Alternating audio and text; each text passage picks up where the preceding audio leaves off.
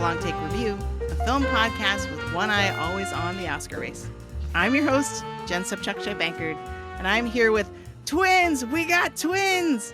First, he's Cal. It's PT McNiff. How's it going, PT? A tornado rating, it's not based on size or wind speed. It's based on damage. I'm doing well, Jen. How are you? I'm doing great. It's going to be all Glen Powell all the way down, isn't it? And he's another cow. Oh, actually, I think that's the same cow. It's Greg Cass. How's it going, Greg? Boring is not usually a problem for me, Jen. I'm good. How are you doing? I'm great. I'm really excited to talk about what's turning out to be the movie of the summer? ?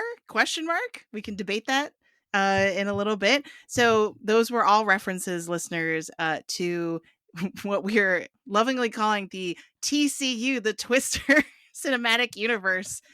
So the original Twister from 1996 and the new sequel, again, ? We'll talk about it. Twisters, which just came out this past weekend. If you are listening to us for the first time, we will have a spoiler-free section designed for those who have not yet seen the film. And with a very clear alert, we will shift into spoiler mode for the rest of the show. Can this movie be that spoiled? It's about chasing tornadoes. I don't know. I guess we'll get into it. But PT, if listeners think we're not in the suck zone after listening to this episode, what can they do? If you think you can trust us, even though we haven't put our faces on a t-shirt, you can follow The Long Take Review wherever you get your podcasts. We host the feed on Substack at Jen's Substack at thelongtake.substack.com, where you can also see all of our great written reviews. You can also find us on Spotify, Apple Podcasts, Overcast, YouTube, wherever you may get your podcasts. You can subscribe to us. You can also follow us on Instagram and Threads at The Long Take Review, and on Letterboxd on our account at LTRpod, or using our tag to find our individual reviews, also LTRpod. Jen? Thanks, PT. So, wow, that was a very news desk transition. I like it. We are just about ready to get into our discussion of Twisters, but first, we have an F5 of a movie news update. Just in off the wire, it's your Hollywood news.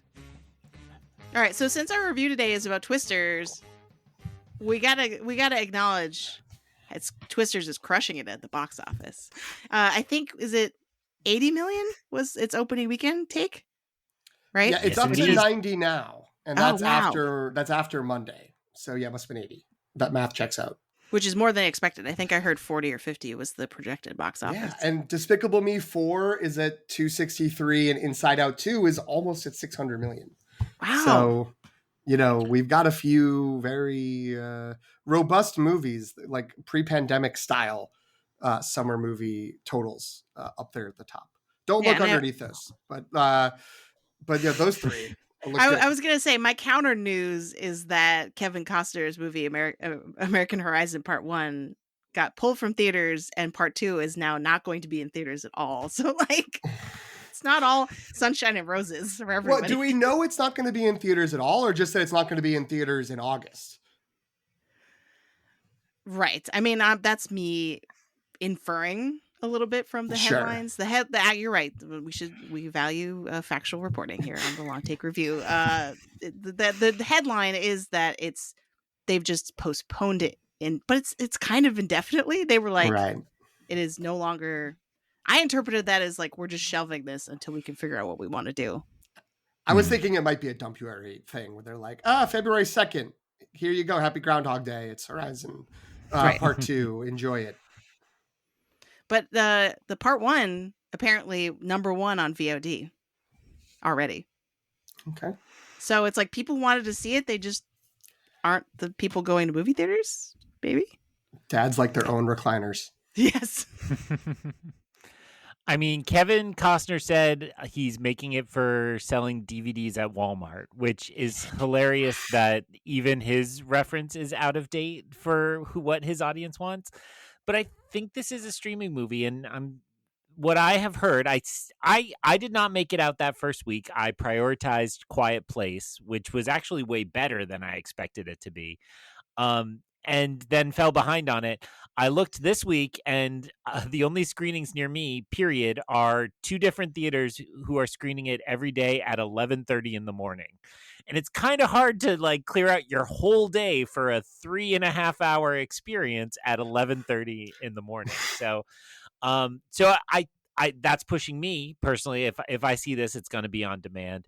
I've also heard it kind of looks bad in the theater because it was shot digitally. It doesn't hold up to the kind of theatrical experience. So maybe it even looks better at your house. So, I really asked the question, like, do we care about box office anymore? Because it seems like a lot of critics are moving to this place where, like, we just need to stop using this as the metric because it's all bad and we can pretend every weekend alternatively like it's over or we're so back or it's over again or we're so back. But I mean, we just hit the 1 year anniversary of Barbenheimer, and nothing this summer is going to hit that high unless Wolverine way overperforms. So what are you thinking? Is this still something you two care about, that you track, or is this just becoming, the Billboard Top 100 of its day?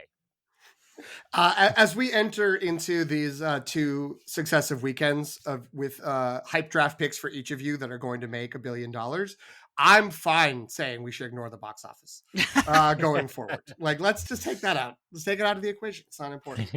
But no, I do think that VOD it has become, whether they wanted it or not, and certainly like theatrical distributors and companies didn't want this, and I don't think the studios want it because I think they do make more money from the theater than just from VOD.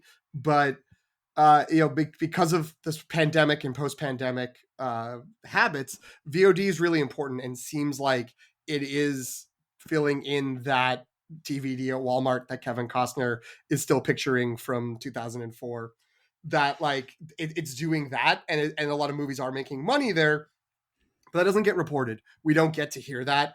And if any company says it made this much money, like I don't think we would believe it, or we'd just be like, oh, where's the data? Like, where's the dump of all of the movies that you had? And they don't want to do that. They would like to not share that. So VOD and streaming numbers are going to be vague or hidden. So yeah, maybe it's just like, one of those things where like we should celebrate if a movie is very successful. Lots of people want to go to it, but try to not stress about, oh, this movie didn't do well, because that's never been a great indicator of quality. And it's at most about like, oh, if you wanted to see that movie and it does really badly the first week, you better go that second week or it's gone.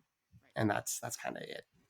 Right. That's how it affects our lives. I mean, so I'm actually a little bit more interested and less stressed about just the health of the box office in general. Cause yeah, it seems fine. I think we're all panicking after Fall Guy for nothing, probably. But what I'm more interested in is sort of what the studios are going to take away from which movies and which type of movies are successful. So that's the thing I've been kind of mulling over with Twisters, is like, is this just putting the nail in the coffin of, oh, everybody just wants us to have sequels and prequels and everything has to be connected to previous IP, right? Because like what's interesting is that this movie, I mean, we're going to argue about it probably, but this movie has so little attachment really to the first movie. Like there aren't prop. Like, yes. Really? Right. There's like barely any references to the original. You can see a lot of parallels in terms of like archetypes and stuff like that, which we'll talk about. But like, yeah, it's not like it's not a continuation of the story or anything. Right. If this had come out under a different name, people would be like, why is this just a ripoff of Twister? So like in a way they undermine that, and they got the IP thing. And I guess it hasn't hurt them because the movie is quite successful. But I saw this trailer multiple times in front of movies over the winter and spring, and people would laugh when the title Twisters came up and be like, oh my God, they made another Twister movie. Even though like, besides that, the trailer had looked kind of good, but like, yeah, I guess if you want to see a movie about man versus nature, like this is kind of cool. And then they would laugh. I don't think that's what they were looking for. But yeah, I don't know. It's interesting to see. Is this going to be like they're slamming the button about like we need a Ransom sequel? Go, like, make it happen. That we need other movies from the mid to late 90s that we can franchise. I mean, the other thing too is I think this is really solidifying Glen Powell. Like Glen Powell is going to be in a lot more movies, which I'm delighted by. I know, I'm sure Greg is too. But yeah, Greg, what were you going to say? I saw a fantastic, I think it was The Onion, but it might have been a lesser imitator of The Onion, that said 78% of Americans too concerned with politics to realize how good a summer Glen Powell is having. And it just made my day because it was perfect. I absolutely think this box office is driven a lot. A lot of people saw Anyone But You in January, February. And I think despite how great Glen Powell was in Top Gun, I think that was like, oh, this guy has the juice. And then you roll into Hitman and this movie, and it's undeniable. I was playing a little bit of the game. Like the narrative of the box office being terrible this year started with Fall Guy, as you just alluded to, Jen. And that's the same studio. That's Universal. So I really wonder, should they have put Twisters in that usually Marvel first weekend in May spot? Because I am very excited. I'm glad this movie did well, but it's going to get just totally forgotten next. I mean, I say next week, 2 days from now, when Deadpool and Wolverine just wipes it out. I mean, it's exactly Mission Impossible Dead Reckoning Part 1 versus Barbenheimer, right? Like that movie just got left behind. And maybe since Twisters did get this good set of headlines, it will be a good alternative to the we're sick of superheroes crowd. But I can't imagine how well this would have done putting it on that first weekend, giving it room to grow. I think you're both right about the sequel problem, because PT just listed these 3 great movies. I would also say I believe Quiet Place also overperformed its estimates and is doing well commercially. I think Apes was healthy but not fantastic, and we all know the story on Furiosa. So it's actually mixed news on sequels this summer. It's hard to know exactly what's getting people there. I think you're right to point to something like the star power of a Glen Powell. Something like that needs to be in the IP. I will just note doing better, just pure numbers wise, not necessarily compared to expectations or budget, but doing better than Quiet Place Day One and Kingdom of the Planet of the Apes is Bad Boys Ride or Die, which is a movie I haven't thought more than 1 second about, but it's almost at $200 million. Again, to your point of star power, it's Will Smith and Martin Lawrence back again, and people are excited, and it's continuing from the reboot that was a couple of years ago. So yeah, the yearly box office is very sequel heavy, though is that really different from how things have been? I'm looking. If is the at number 10 is the first non-sequel movie on the top the domestic box office of 2024. If the movie that we all remember means Imaginary Friend. I had so many parents this summer be like, wait, so you'd follow movies, right? Like, what's the deal with this If movie? It looks kind of weird. Like that was the question I kept getting. Like, is this for kids? Like, what is that? And I'm like, from what I've heard, not as much for kids as you'd think. So like somewhat scarring. And was that, I think, the consensus? Or just like emotionally heavier than a kids movie should be. But yeah, the other thing maybe it's just the timing, because this is the 1-year anniversary of Barbenheimer, as Greg's pointing out. It's like, maybe it's just, this is the time time of the year people want to go see movies still. And just Twisters is just profiting off of that, maybe. I also do think there's like a thirst for, even though this is like, it's an IP and it's carrying forward, that it's reminding people, instead of like, remember these characters, remember this story, remember this narrative. It's like, remember these kinds of movies from like 25 years ago that like you would go to the movies and you'd see something like this. It's just like a story like that with a bunch of people in it that you kind of recognize, but you don't know who all of them are, but they're like, it's a bunch of that guys and that gals in the story. And so I think that's it's a nostalgia appeal in a different way than all these other, IP driven pitches to audiences. Right. The other thing not to count out, and then I think we should move on, is the next Alien movie, Alien Romulus. And I say this because it wasn't a movie that I'm necessarily thinking about all the time, but when I went to go see Twisters, my Regal theater was rolling out a massive display. They had a huge prop kind of statue looking thing that came in this glass box that they were unpacking. It was like, I felt like I was in a museum heist movie. Because they were like in the middle of unloading it when I was leaving the theater. And then I was like, hey, wait, where's the Deadpool and Wolverine vending machine? Because I had made a mental note to return to that next time I was at this theater. And they were like, oh, we'll take it. We took it away, but it'll be back on Wednesday when the movie comes out. And I was like, okay, that's weird. But I think they were making space for the alien stuff. So I don't know if that's like they want to get the Deadpool Wolverine crowd walking by all this alien stuff so they come back. But I was surprised. I was like, wow, this seems like a really big sort of exhibition type thing that I don't normally see in my movie theater. I will say, we were talking, listeners, nothing's greater on a podcast than referencing conversations that weren't recorded. But we were talking before we started recording about trailers that aren't very good and give too much away or are just weirdly structured. The Alien Romulus trailer, which played before Twisters, and I've seen one or two times before then, I think that's the best trailer of the summer, because it doesn't really give away like what exactly is happening. It kind of sort of sets up the characters and like gets you into the zone of like, yeah, it's an alien movie and they're on a ship and there's aliens around. And yeah, like I think like the audiences always gives a pop to the audience. Like they like what happens. There's like a moment of silence. Like they play with the sound in the trailer, and that really, people seem to react well to that. So that could overperform, or maybe I'm just reacting.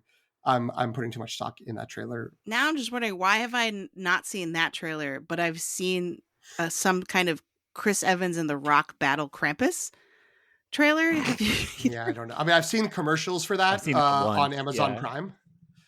That's every time there's a commercial break inserted into Battlestar Galactica on Amazon Prime, it's a trailer for that movie. It's so weird, and it looks bad. And why are they advertising it now? Like, I don't know. I don't get it. Anyway, this is a sign that we should be talking about Twisters. So we'll start with the short take. What was everybody's general reaction to Twisters? How did you feel about this movie? I know we're not going to talk a lot today about the original Twister, partly because we're hoping to save some of that conversation for a crossover episode with the nostalgia test. But I know both of you have very different opinions about or relationships to Twister as a concept based on the original. I just love that you frame that as like a fictional concept. Like, yeah. Like Twisters do exist, Jen. Yeah. Well, we agree on the void in movie test. Form. We disagree on Twisters. Anyway, what did you think about Twisters? I thought this movie ruled. I had such a good time at this movie. Now, I am not here to convince any living soul on this planet that this was a smart movie. This is lowest common denominator blockbuster making. One of the first scenes in the movie is a pretty long exposition kind of scene that really just establishes what a triangle is, using props and lots of dialogue. And that was the moment I was like, oh, they're just going for it. And what did I get? I got a bunch of cool, charming, charismatic people doing some ridiculous things that made it loud. I know we saw it different ways. So I will say I saw it at an AMC Dolby. And when the thunder started like rumbling my butt in my chair, I was all there for it. I'm like, this is why the movies exist. I stood up, I saluted, I said thank you to the president, and I just, cheered and cried to the heavens. It was beautiful. I kissed an old lady who I didn't know, but she said thank you, sir. It was a perfect night at the movies. PT, what were your thoughts? You said butt rumbling feels good in a place like this.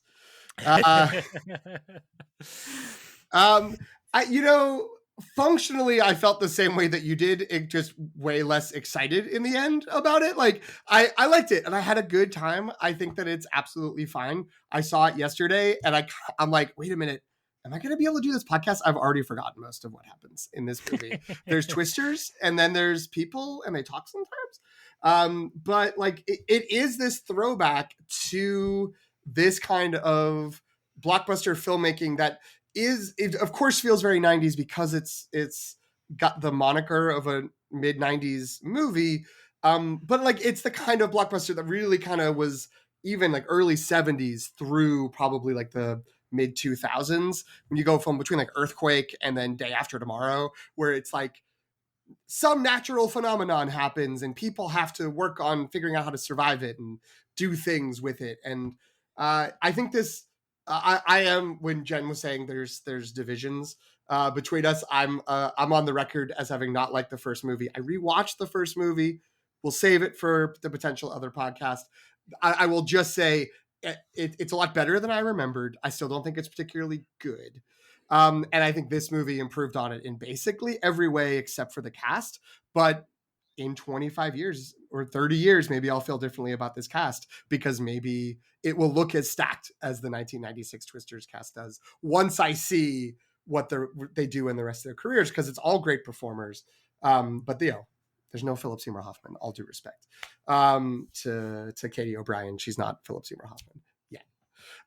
And the one thing I will say to just add to what Greg was saying is I also clocked that they had a whole scene where a character explained what a triangle was.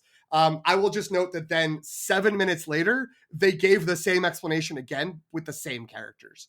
So that's what this movie is, right? That's the level of the movie. But like, and you can go in and nitpick when we get into spoilers. Maybe I'll nitpick if I'm feeling like it. But like, you're gonna just watch a bunch of stuff happen, and at least now in the summer of 2024, the effects mostly look incredible. And if you do the 4-dimensional experience, you get a bunch of rumbles and you can feel the motion, and you can have a good time at the movies. And if you want to do it, you better do it fast because it may be gone in a couple of days. Jen, what do you think? So I the trajectory I went on with this movie is when I came out of the theater, I was like, I've never felt so alive. This was incredible. Like, and part of that is because of how I saw the movie, which I'll talk about in a second. And then I started reading reviews and listening to podcasts, and the opinions on this movie are actually a lot more split than I would have expected, because I just had so much fun watching it that probably I didn't really think too hard about all the things. Like, I am a type of moviegoer where I am very easily swept up and I don't squint too much at the logic of movies. That's just my thing in general. Like, I'm very gullible, and if you're giving me the razzle dazzle, I will believe pretty much anything. And so like, I think hearing other people pick apart what about this movie doesn't make sense, on the one hand, made me super sad because I was like, I really like this movie. But then on the other hand, I was like, why are these people talking about whether or not, like, we can use diaper material to destroy a twister? Like, who cares? Like that's not why you go see a movie like this, right? Like, the science of it, and there's so much just like delicious scientific jargon that makes no sense probably if you're an actual scientist, but as a non-scientist, I was like, give it to me. Like, I could watch Glen Powell and Daisy Edgar-Jones go back and forth about what might be meteorology all day. Like, like, it was so fun. And so yeah, the other thing that might make me biased in terms of like how much I like this movie is I saw it in 4DX. So for listeners who don't know what that is, because it's not in every theater. It's only in some, I don't know what the percentage is, but like, it's only in certain theaters.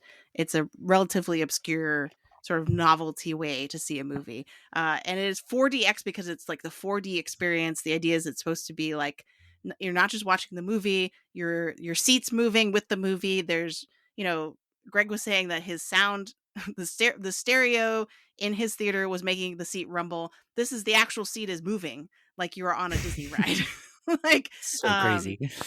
it is really crazy, and it moves like it. I felt like I understood how much it would move for most of the movie, and then we get to the third act, and I felt like I was gonna fall out of my seat. Like, I was just like, why are there no seatbelts on this seat? Like, I felt like there were no yellow tabs to pull, like, yeah, before the movie started? no restraints whatsoever. It was wild. And there are cup holders. I'm like, who's bringing drinks and popcorn to this? Because clearly it's just going to be flying everywhere. But anyway, so it's supposed to be kind of like a, you get the tactile experience. There's wind, there's rain. There was smoke, which was alarming because I didn't know that beforehand. And I was like, is the theater on fire? So my screening, and it might just be because of the movie chose not to, but there wasn't any smell component that I could detect. But basically, I spent the entire movie with wind blowing in my face and getting rained on. Did they give each of you your own dandelions to disintegrate into the wind? But the funny thing is, because like I'd never been to one of these before, and I sat down, and the seat is like raised, and there's like a footrest. And so I was like, had trouble because my eyes were still adjusting to the dark when I came in. I was just like, wait, where am I sitting? Like, what is that? And then I finally sat down, and I looked down at the armrest, and there's a blue light with a button, and it just says water on. And I'm like, I guess you could turn the water off. I didn't do that because I was like, I'm here for the experience. I guess I should just, receive this as it was intended. But it was great. The other thing is I wish I had brought a sweatshirt with me because it got very cold being wet and blown on the entire for 2 hours. But it really I feel like it really added to the experience. And it was kind of a last minute decision where I was like, oh, maybe I should go see Twisters in 40X. Like, that sounds crazy. But like, if I were to go see this movie seems like the most appropriate type of movie for this experience. And oh yeah, there was a light that like flashed when the lightning flashed. Like there's an actual light in the theater. Yeah. So I wouldn't endorse this for like just any movie, but something where there's a lot of not just weather, I guess. I'm trying to think of other movies. Just like an action movie that has lots of explosions or something like that. I thought it was really fun. And if you're like, man, I could just watch stuff at home, I feel like this would convince you that there's certain things you just can't. Like there are ways to experience movies that are not the same at home. So yeah. So that's my kind of long extended like how I saw this movie take. But I would definitely recommend it for this movie. If you have access to a 40X screening, go try it out. It was also super fun listening to everybody nervously cackling as they're getting like thrown around during the movie. And it was a 10:15 a.m. screening, and it wasn't packed, but every seat except like the first 4 rows were full. Wow. Which I was like, wow, like this is, so I don't know what that means, but anyway, so I do have some nits to pick about the movie, but in general, I had a great time. Have I convinced you to try 40X if you can find it? I was checking on my phone. I have to travel very, very far to get 40X. Oh, really? So you live in a privileged situation. I think that feels like a natural segue over to the recommendation algorithm, and I want to give some anecdotal evidence for mine. Do you need to play a sound before I do so? There you go. It's official. So, I think the big question here: do you have to have seen Twister to understand Twisters? 100% no. You're fine.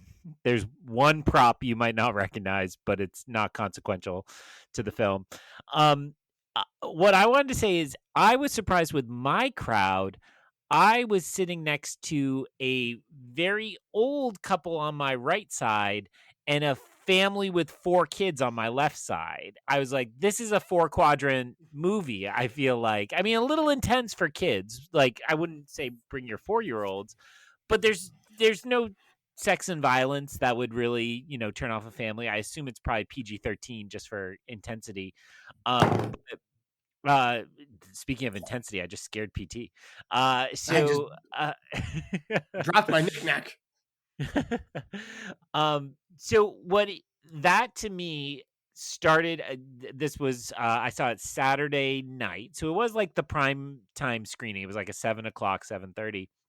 And I thought for a second as I was watching the crowd come in, I'm like, oh, this might have Top Gun Maverick vibes, because that felt like the rare movie that brought everybody in the family out. They could watch it. They had a good time. And it seemed like that's what was going on around me. And if this proves to have legs, I think it might be that. So, recommendation algorithm: bring your mature-ish kids, bring grandma, bring grandpa. Don't go to 40X if they have heart problems. I think there are medical warnings about that. But There are. you know, If you have a bad this back, do not go to 40X.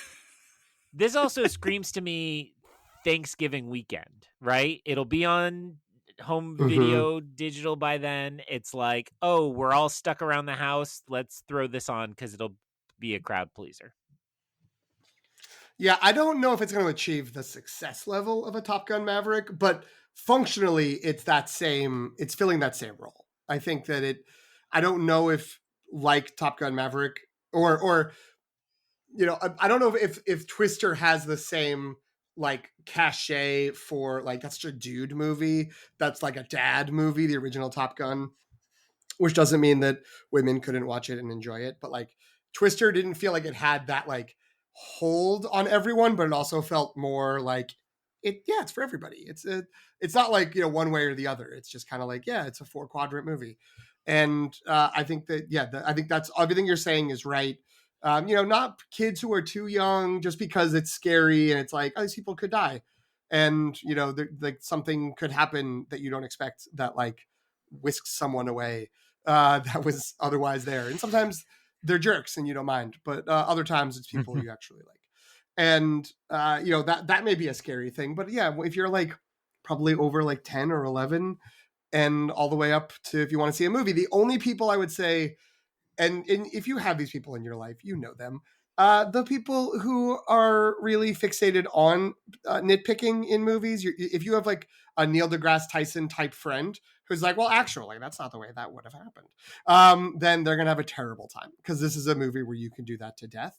And they're just going to like sit there and huff for the whole movie about like, and then you're going to have a worse time. And so don't bother with them. So don't invite them, but anybody else who wants to just go watch a big dumb movie at the theaters, you'll probably have a good time. I think the only other thing I'll add to that is, other than like, do you like fun? Is if you have any fondness at all for the region of the country that this is in, because I do feel like the way that, and we haven't mentioned yet, the director of this is Lee Isaac Chung, who directed Minari, which is a very, very different movie. It's like a quiet indie movie about an immigrant family. But I definitely could see, and we'll talk more about this in spoiler mode, hopefully, but like, I can definitely see I can see these movies. They both have his mark, and the way that they think they both have his mark on them is in sort of a reverence for where because Lee Isaac Chung is from, I think, Georgia, wherever It's Arkansas. Or Arkansas. Thank you. This is a coastal elite. I know nothing. So I do feel like he has like the way he's shooting this, like just the way that like the wheat fields with the wind blowing, and like there's a rodeo, like it has like the camera shows that there's like a reverence and a love for the sense of place that's in this movie and the people that live in where the movie takes place. And so I'd say that like that might be an unknown appeal. Like I wasn't expecting to go into this coming away with it being like, wow, like Middle America's great. I I should spend more time with horses. Like, you know what I mean? Like, which is sort of what the, I don't know. Maybe I should listen to more pop country. Yeah. Right. And a part of that is a lot because of Glen Powell. So the other thing is, like, do you like movie stars? I think that's the other thing, is that so much of this movie is carried by the performances in it, and kind of there's this charisma of the leads. I mean, I heard a lot of people being very critical of Daisy Edgar-Jones. I just do not agree. So many of the critics I follow were like, Glen Powell is amazing. Daisy Edgar-Jones is really boring and flat. Some of them blame that on the writing. But others blame that on her performance. And I'm just like, no, like do you like the movie Speed? Because Daisy Edgar-Jones is essentially Sandra Bullock in this movie. She gave me big Sandra Bullock vibes. So you're saying they just were mining all of Jan de Bont's hits from the 90s? Yes. Yeah, sure. Yeah, I did. I only realized I had that thought as I was watching it about Speed. And then after I left the theater, was like, reading the Wikipedia page, and then realized, wait, this is actually the original Twister was directed by the director of Speed. And I was just like, my brain exploded.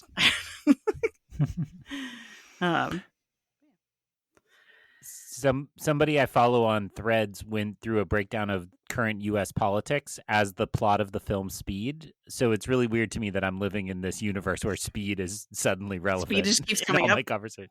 Yeah. So, wait, I thought we all agreed to forget about that. Although they have said they're going to work on Speed 3. I think Sandra Bullock and Keanu are both in. So we'll see. What about Jason Patric? They're not going to bring him back from Speed 2? That's cruise control for that. Yeah.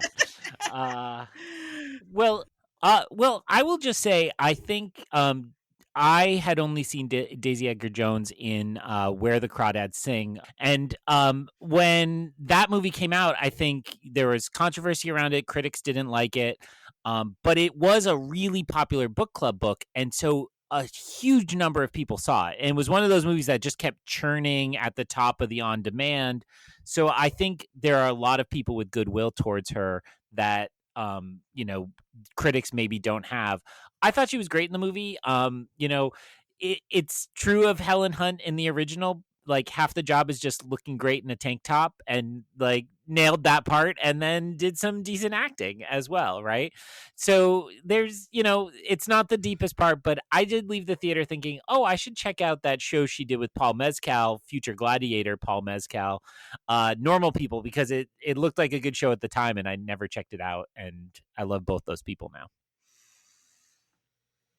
I didn't have strong negative opinions about her. I didn't have particularly positive opinions, but I think that's stuff we can get into in the spoiler territory. Perfect segue. I was about to suggest we should go into spoiler mode. So if you have not seen Twisters and you do not wish for us to spoil it for you, this is your exit ramp, right? You have to make a hard right away from this episode. Turn back now.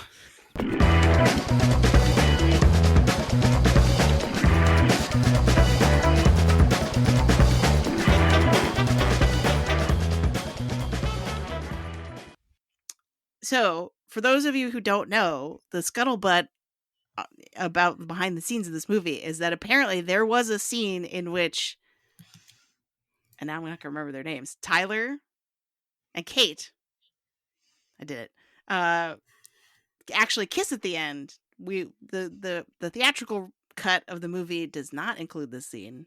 What did you think about this? Because I think we can use this as a springboard to talk about sort of the romance in this movie and whether or not that works, because I think that is a point of debate. But then also, like, what do you think that would have made a difference in terms of the quality of the movie or how we interpret the story or whatever? Jen, let's bracket that for a minute. I refuse to not talk about the biggest spoiler in the movie. They didn't get Helen Hunt. They clearly wrote this to get Helen Hunt. And the car pulls up and you go in the house. And here comes Helen Hunt. It's going to be so great. I'm sitting in the theater, like, clapping my hands. I'm like, here comes Helen Hunt. And Maura Tierney walks in. Like, what? As Okay, I said so in my movie review, in my Letterboxd review, I tuned in for Mad About You, and News Radio was still on, and I'm not here for it. So, I oh, mean, just as News Radio was a better show than Mad About You, I was happy to see Maura Tierney. Happier yeah, than I this, would have been to see Helen Hunt. All this is due more respect. Tierney slander. I don't know. I know. So What? so I actually do have a substantive follow up to this, a response to this. So I believe it's more than one podcast had the same reaction you did. Awards Watch in particular, they were incensed about this. Like basically this ruined the entire movie for them. And basically it was their whole thing was like, sure, we're not saying that we needed to have Helen Hunt in this movie, but why did you toy with our expectations and trick us into thinking Helen Hunt was going to be in this movie? So they basically had your whole shared your experience. I didn't experience that at all. And maybe again, I'm dumb and gullible as a moviegoer, but I didn't necessarily like by the time we get to that scene in the movie, I had written off any connection to the previous set of characters because like we had no other than Dorothy makes a cameo, right? But no one talks about who made Dorothy or who, you know what I mean? Like there's no reference in the dialogue. They just have Dorothy there and they're like, yeah, isn't this old bucket of junk old? Right? Like that's it. And so at that point I wasn't really expecting Helen Hunt. But once I heard people like yourself describe this reaction of the expectation, how the expectation was not met, I'm like, oh, it does sound like that does feel like a legacy character entrance. It does make sense that they maybe they wrote the screenplay hoping they would get Helen Hunt and then they didn't, and they just didn't change it at all. PT, did you have this experience? I'm gonna be honest. I'm with you, Jen. I hadn't like got it in my mind that they were going to show up. I was like, oh yeah, the Dorothy. Okay. Like that was it. Like for some reason, maybe I had taken in something that said there's so little connections. I don't recall that, but maybe I had seen that. I felt like, oh, that's going to be the connection, is just like the equipment's the same. And that's all. I don't know why I was prepared for it to be more Tierney. I think because of the Iron Claw, where I'm just like, well, we're in a movie where the mom's going to show up and it's only going to be probably like 10 minutes max of screen time, but we need someone that just throws like 98 on the paint and just like nails every fastball and hits everything out of the park when she gets up to the plate. I'm mixing a million baseball metaphors and that's fine. But I was like, oh, it'll probably be Maura Tierney. And then they like pan to the picture and I'm like, yeah, that's like young Maura Tierney, I think. So she showed up and I'm like, great, it's Maura Tierney. And so I didn't think it could be Helen Hunt. But I guess it would make sense. I feel like it would have been weird to get to that point in the movie and have the character go through the and now I'm calling her Daisy, but you're right, it's not Daisy, it's Kate. Like have Kate go through all the things that she goes through as if her mom hadn't like lost her dad and hadn't like all the things that happened in the original movie. Like it would be weird for it to be just sort of like, I have this unique experience in my family of weird things happening with tornadoes that like it would have felt like jarring if it were Helen Hunt. But I have full respect for people who wanted it to be Helen Yeah, Hunt. I mean, I get it. Like again, once it was described, I was like, oh, that does sound like they wrote that part so that like Helen Hunt could just come shoot for a day, right, and be done. And like she's in the movie, we check that box. I just feel like the only reference to her in the opening scene when Kate is like young, like that the inciting trauma scene, she says something about her mom having barbecue waiting for them or something. But there's no reference to like, yeah, your mom, the great tornado chaser of 20 years ago, right? Like no, but remember in the first movie, there's a great steak and egg scene, which is so important in the first film, right? Sustenance, we crave food, right? And so there's this big moment. So that's why I was like, when they said barbecue, I was like, I know who that mom is. Like that totally was a clue to so me. funny. And then there's one other moment in a little while later when they mention the character Kate doesn't she withholds her last name, and I was sitting in my seat going, "That's because it's Helen Hunt's last name, and everybody knows It's the Kate fan." Hunt. It's Like, Kate we gotta Hunt. Let's do it. go. It's coming. And honestly, I was expecting it the whole time. I think I had heard in advance that she was the daughter of those two characters from the first movie. So the fact that that was not true at all, I have no idea where that idea entered in my head. I mean, play back the hype episode. I might have even dropped that into Yeah, I was our gonna say. coverage. Yeah. I think I So I think don't you know where did. that I came do. from. I remember discussion, and again, many people have happier memories, like thinking there's an iconic steak and egg scene in the original movie. That So good. which there is a scene with Steak and eggs is not barbecue, Greg. that's also true. Although she does, the aunt does food. talk about killing her own cows. Yeah. So okay. you know, whatever. But yeah, I don't know. But any event, that in the trailer for Twisters, you see a photo of Helen Hunt and Bill Paxton, like, you know, jammed into the dashboard of a truck or car.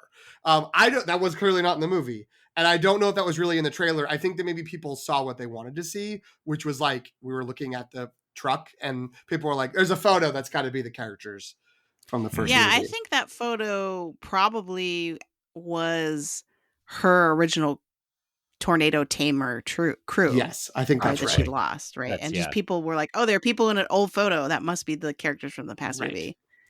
So I think that extrapolated to she must be the daughter, or Glen Powell's the son of blah blah blah. So once I get it, once it became like, my mom's got food, my mom, I won't answer phone calls from my mom, you haven't talked to your mom. Sure. That, like, there's a lot of mom seeding throughout the movie, and I just can't imagine living that life where Maura Tierney shows up after being hyped for like an hour. Yeah. My final point on it is just, this is the same trick Lin-Manuel Miranda, who's known for his scuttlebutt crimes, pulled in Mary Poppins Returns, right? He and Rob Marshall, where at the very end, it's very clearly supposed to be Julie Andrews. And they're like, well, we couldn't get Julie Andrews. Oh, we'll just put Angela Lansbury in one scene of this movie for no reason. It's the same thing. And I do really enjoy Maura Tierney. I think, again, play it back. I think I nominated her for a LTR award back for Best Actress. You did. For Iron Claw, because she is incredible in Iron Claw. No disagreement there. No disrespect for Maura Tierney, but that was not the must-see TV star I wanted.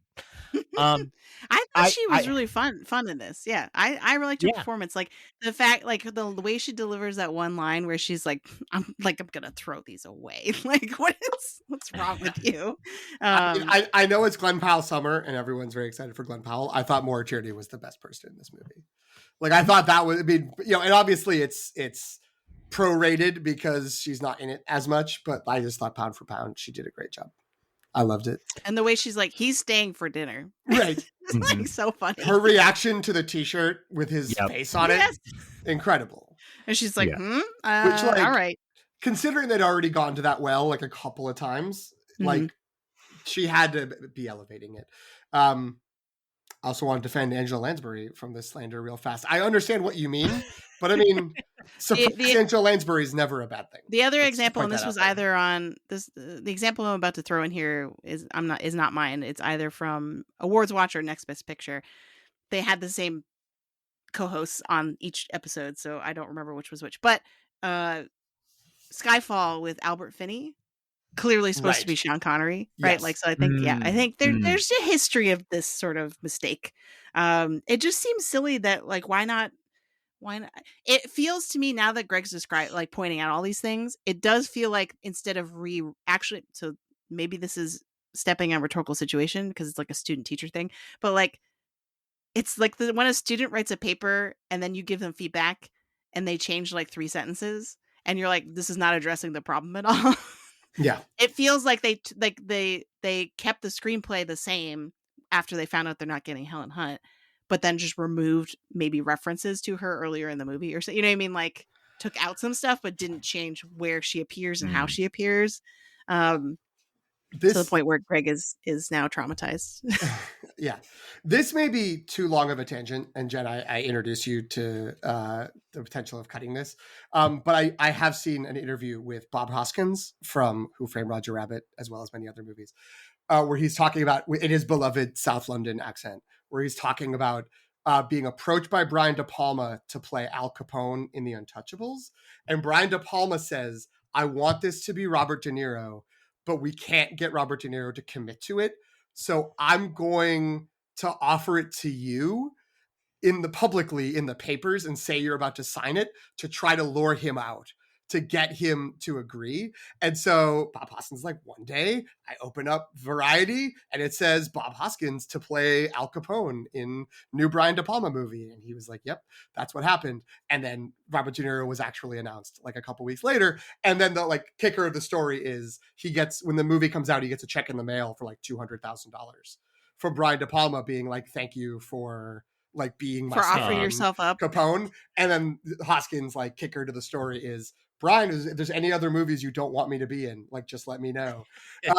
And that's the sort of end result here. But I wonder if it was sort of a similar, like, we got Maura Tierney on hold, like, she's cleared her schedule, we're gonna film the scenes on the farm last, and we'll do everything else in the hopes that we're gonna lure Helen Hunt off the set of Hacks to come and show up, and for whatever the negotiations were, it didn't pan out, but they may have already filmed the rest of the movie and we're just like, who's gonna notice? And the answer is Dr. Gregory Cass, the Greg Wrangler himself. Well, apparently a while ago, I heard this somewhere, which I know is great scholarship on my part, but like that Helen Hunt had actually already written a screenplay for a Twister sequel that she wanted to direct. So I have a feeling, if that's true, I haven't done research to confirm this.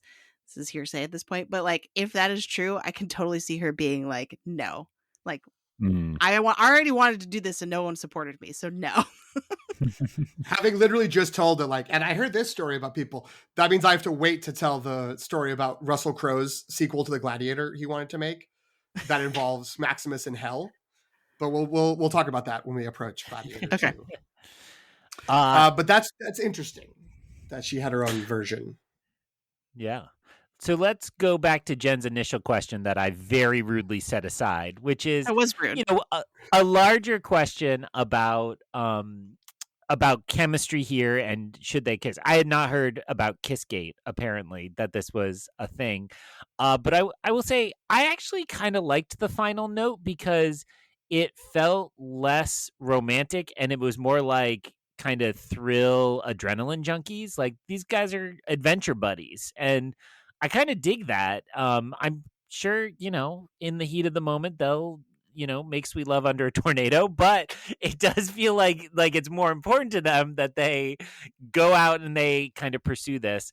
And so I liked their chemistry. I mean, from the second they're on screen together, you're like, well, they're clearly going to end up together. And even Anthony Ramos, I think, when he sees them standing next to each other, he's just like, "Oh, I'm out.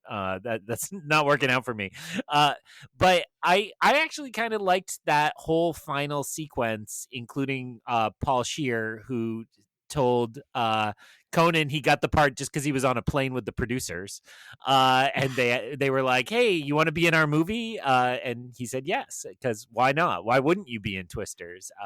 Great little cameo part for him. But I liked that whole last piece. Yeah, I didn't. Go ahead, Jen. I'm sorry. I was just gonna say I really cringed when he pushed the button to drill into the concrete. I was like, "What are you doing? This is an airport!" Like, and I know that was not supposed to be the reaction. But yeah, other than that, I think those of us who live, people who live in the Boston area, there's bad traffic around Logan.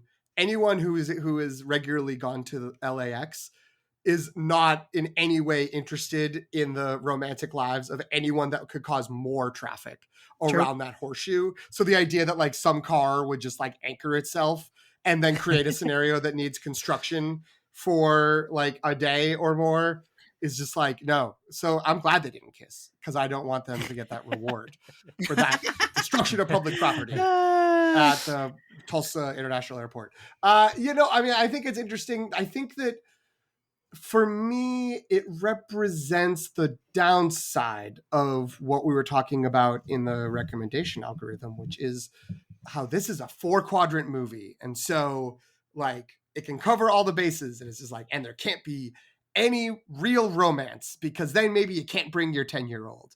Or, grandma will think is kind of too prudish to go see a movie where people are smooching at the end. I don't know.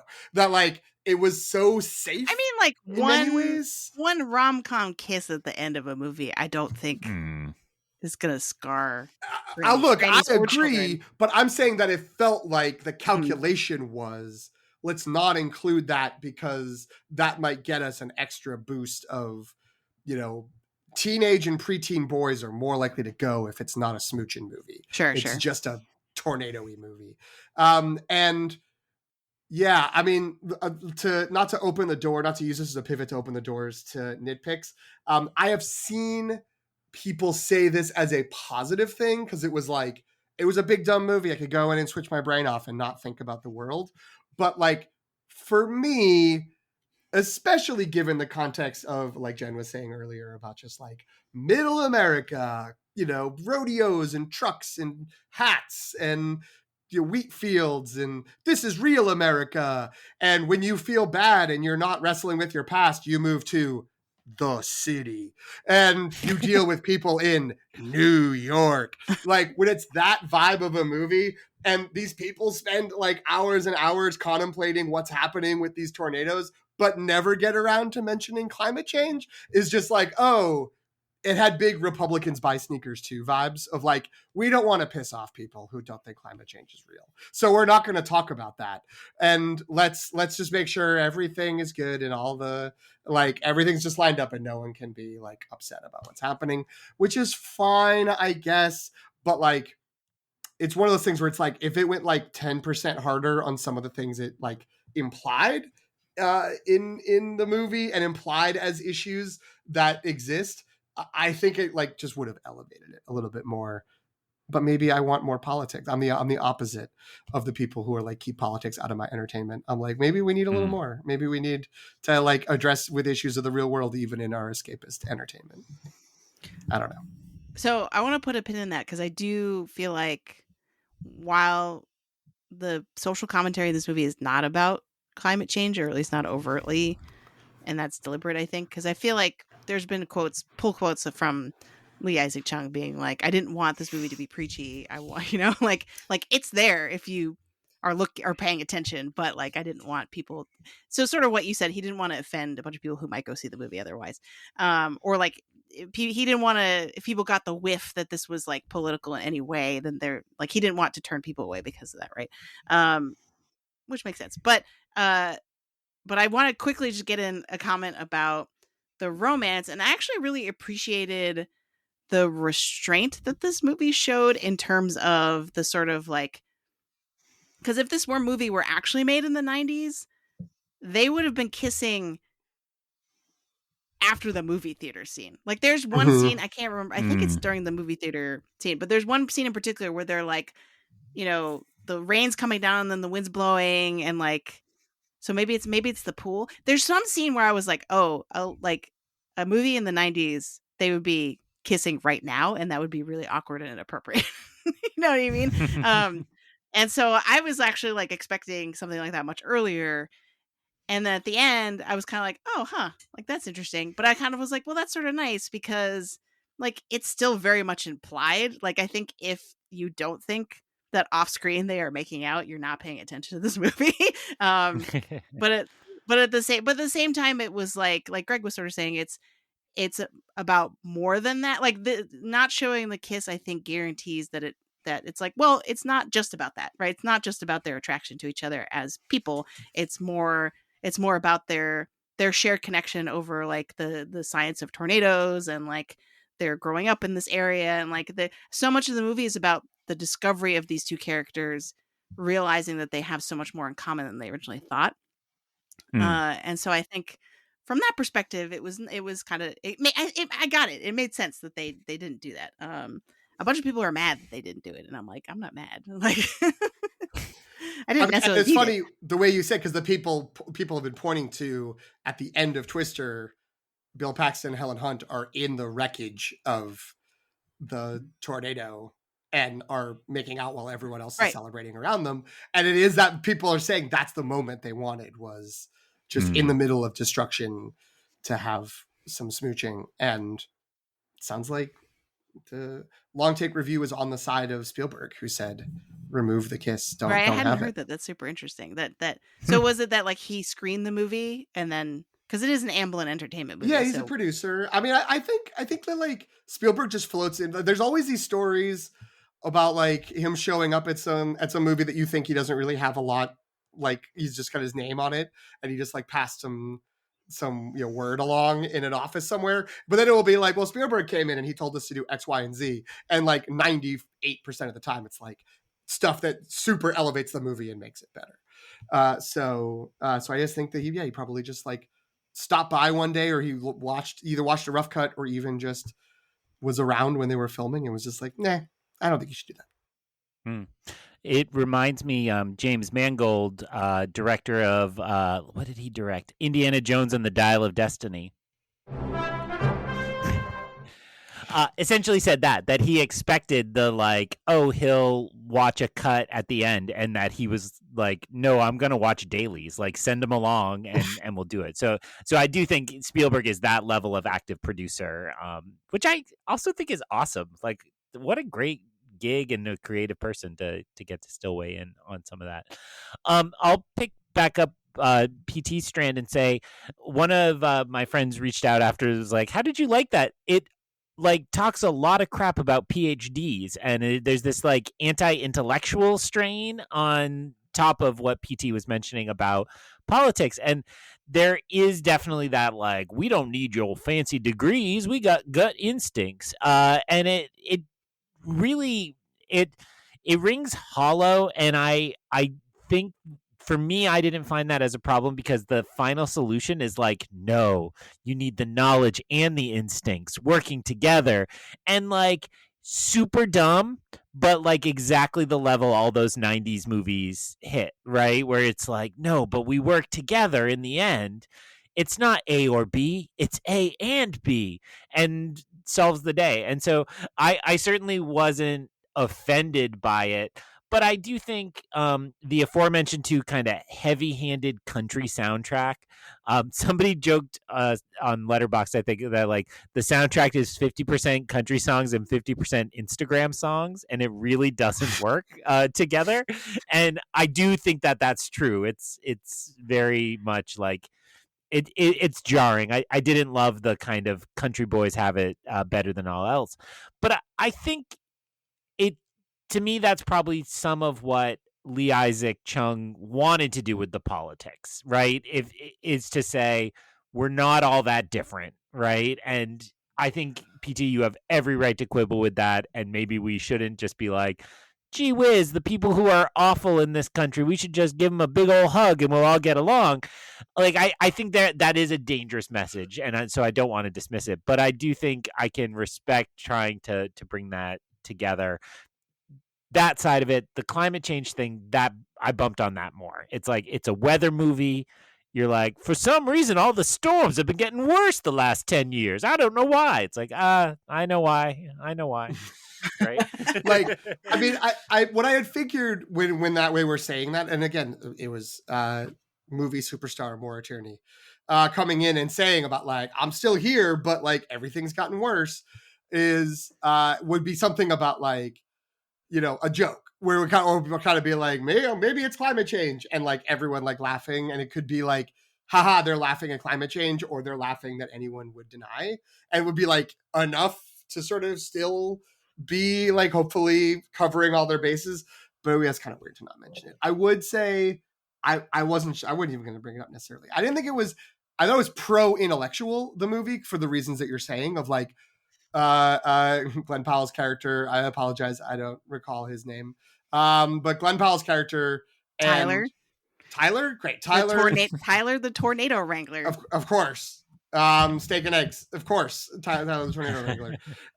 That that he like did go to school and he did like study meteorology and this was his thing, that it wasn't like necessarily anti knowing your stuff, and the other people on his team who didn't study it officially learned it from him and from the experience of going out and doing it. But there was sort of like an anti-academia with all the academia people, like they have PhDs from coastal elite institutions. They all end up working for the capitalist stooge company that's just working for the rich guy who's trying to buy up the land, which is an interesting narrative in terms of our actual like placement of academia in the world of geopolitics and the whatever domestic politics. That said, I liked that they played with the idea that I think is one of the worst parts of the original movie of like, there's people who are in this just for money and not for the science, which is a very 90s, just like they're sellouts. What more do I have to say? It's like, I think a lot, like who's paying? Like, what are we dealing with here? But they're just there in their black SUVs being evil and just evil Carrie Ellis, like Totally lurking. forgot it was him till I rewatched it this year. Yeah. Like again, the cast in that first movie is so deep. Stacked. It's crazy. Crazy. It's crazy. It is. And he's great in that little role. But like in this, it was like, oh, this is weird that the money-making people seem like the good guys for a little while. And then of course they're not.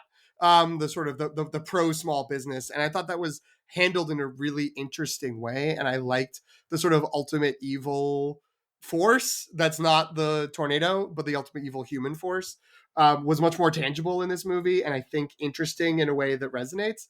But while also delightfully like it could be someone on the evil right or the evil left, depending on what perspective you're looking at. So I also kind of appreciated this movie had a little bit more nuance than I would have expected in terms of the archetypes, and it almost like is engaging with the concept of an archetype and a judge a book by its cover kind of thing, right? And part of that is because of the two characters, right? They assume the worst of each other and then they realize that they're the same, right? So I think it's largely serving that, but at the same time I do feel like, to go back to your point about the original movie being like the 90s knee jerk, like everyone's a sellout kind of, or don't be a sellout. This kind of complicates that because it's like the people who are intellectual for the right reasons, who are doing this for the love of science or for the humanitarian reasons of helping people, right?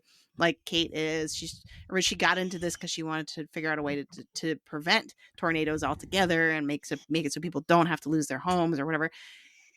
There's a moment in which Kate is fighting with the Javi character where she's confronting him about, working for the dastardly real estate mogul, right? And his response is like, well, you were making us do all that stuff for your fancy science grant, right? And the implication being, how is that any different? And I do feel like the movie, and it becomes explicit in that moment, but up until then, the movie is sort of trying to put forth this idea of like how we are all kind of victims of capitalism, in the sense that even if you want to do something that's good for good reasons, you still have to pay for it.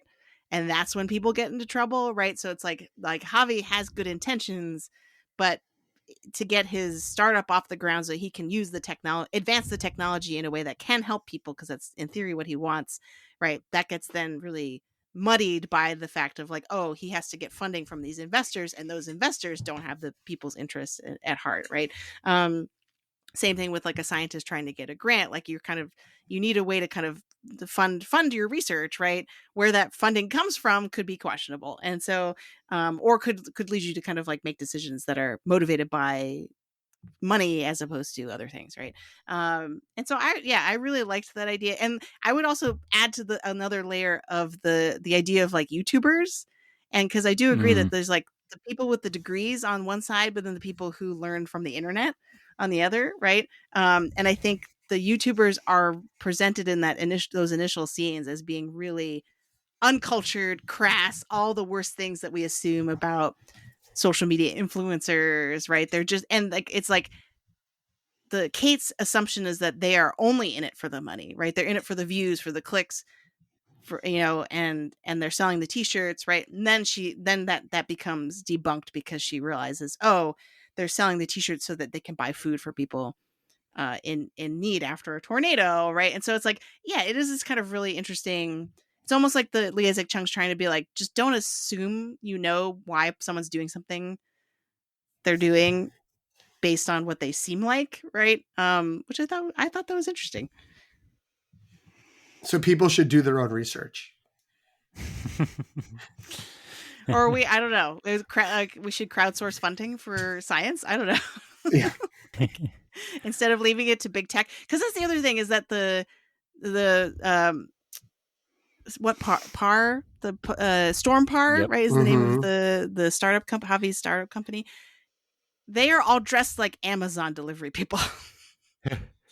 Right. With their hats and their color block shirts, t-shirts, polo shirts or whatever. And so I do feel like it is like a big tech versus the grassroots, and it's non-conformist people, right? It's also interesting that like he's able to launch this and get the money because he has this military technology that he's able to sort of get the portable version of in order to try to scan the storms, which I did see someone note that like in the original movie and also this movie, it's like everyone spends the whole movie with like, we have advanced technology so we can find out that tornadoes spin inside. Like that's like all the information they ever actually get is like it's spinning everybody. But I'm sure there would be a lot you can learn and a lot of extra data and research in there. I think it is really interesting, and I do like the idea of again that like there's just this sort of big, a very shorthand. I think a lot of this is shorthand, which is fine. Again, harkening back to old school blockbuster filmmaking, where it's just like, and this evil businessman comes in and profits off of people's sadness and destruction. And so I thought that was interesting. I did have, this was my fan casting towards the end of the movie. I had kind of was hoping that there was going to be something about like they figure out, like they prove like, yes, this technology gets rid of tornadoes. And then the guy's like, great, I'm buying it and I'm hiding it because I still want to have tornadoes right. more property. But then I was like, I guess either that means the movie's an extra half hour long for them to work around that somehow, or it ends on like the bummerest of bummer notes. Like if you were upset about airport infrastructure, just wait until the tornado stopping diaper material gets put in the warehouse with the Ark of the Covenant, so this guy can make more money from Oklahoma land. Well, there were a couple gestures right in that last scene that I was like, oh, they're setting this up for a sequel. Like I really felt that vibe. So I think you just described, the we just want to help people versus Tex Richmond court drama that will ensue what as a sequel to this. No, the sequel is in 25 years. We get a new generation of people hunting tornadoes who are waiting to go see their mom, and then they go see their mom, and it's Riley Keough, star of Daisy Jones and the Six, because they couldn't get Daisy Edgar-Jones to show up for Twisters with the E is a 3. I was wondering what the next step is. It like they kind of blew it, right? There's no way to even more Twisters, and you just have that same actor back going triplets. We got triplets. I don't know. Amazing. And I mean, I think what I'm appreciating about this conversation is I think we're showing that Lee Isaac Chung, in my mind, brought two things to this, and the first is that like a little bit of plot on top of all this, because it could just be really silly action scenes, which are delightful and they're great, right? Maybe in the climate change category, we have to put when the tornado hits the wind power generators and they almost get killed by the blades flying off. I'm sure Donald Trump thinks that's fact. Like Joe Biden reacted to Mission Impossible Dead Reckoning Part 1, the Trump will react to Twisters and ban all power generators. But the other thing that I'm cribbing this from many critics that seem to credit the fact that the relationships are pretty good in this without much work. And beyond that central pairing, like, you really don't spend much time with the crew, either crew, really. And you kind of just get their dynamics pretty well, and they're nicely shot. And you both already pointed out the Mora attorney scenes benefit in that same way. And I think that is a good credit to Lee Isaac Chung, because that's what Minari is. And bracket, my Letterboxd first review was going to be, wow, Minari 2 ruled, but I decided that was a little too silly. But I do think that there's real handiwork there. I do think Katie O'Brien could be Philip Seymour Hoffman someday, but you got to give them more to do. And she and the drone operator also looked very familiar to me. I haven't looked up where I might know her from, but they all deserved more in a kind of briskly paced movie. But I thought the relationships were done well. To hop onto the Lee Isaac Chung train of thought, earlier in our non-spoiler section, I mentioned that like I could definitely see I could see a lot of crossover, surprisingly, between Minari and this, and I feel like it's the kind of like focus on character, right, and kind of like there are a sufficient amount of quiet moments in this movie. Right. There's actually a whole stretch where when Kate goes home and then Tyler shows up, right? That's actually a pretty like, quiet and more intimate sort of stretch of the movie. And so I think that's a big thing. And I really remember from Minari, like it's about this family, but you learn so much about each individual family member's like hopes and dreams, right? Of like the things that motivate them and the things that they're trying to do, but they don't always get right, and how other people kind of misunderstand or misinterpret the things that their actions, because they don't have access to their hopes and dreams like we do as being watching this movie. And I definitely felt like, there isn't as much of a focus on that in this because it's a big action blockbuster, but I definitely saw that. I saw an attempt to do that with this set of characters. And again, like I got really sad when I kept hearing all these critics being like, these characters are so flat, they're so underwritten. Like if we didn't have Glen Powell's charm, this movie would be a dud, right? And I kept being like, no, like sure, the screenplay isn't like the best ever. And I do want to point out that Lee Isaac Chung did not write Twisters; he only directed it. So for any complaint you might have about the movie, maybe it's because of that. And so like there are definitely scenes in this that are a little cringy, where like the dialogue feels very forced. And especially when they're trying to like explain stuff about the tornadoes, and like it's just a lot, right?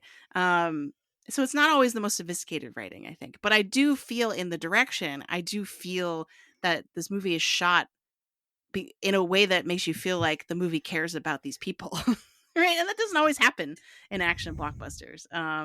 The other thing too that I can kind of see his influence on is this whole concept that we were just talking about don't make assumptions about other people.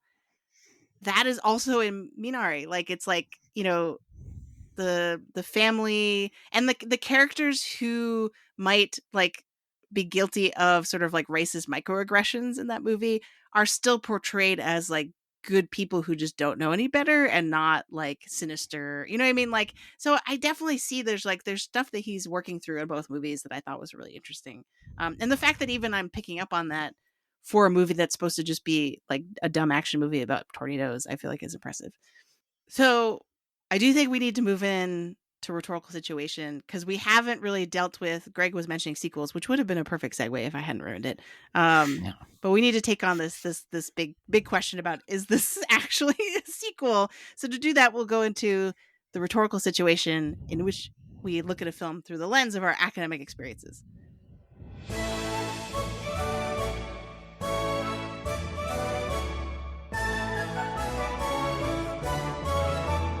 So all four of our regular co-hosts are writing professors.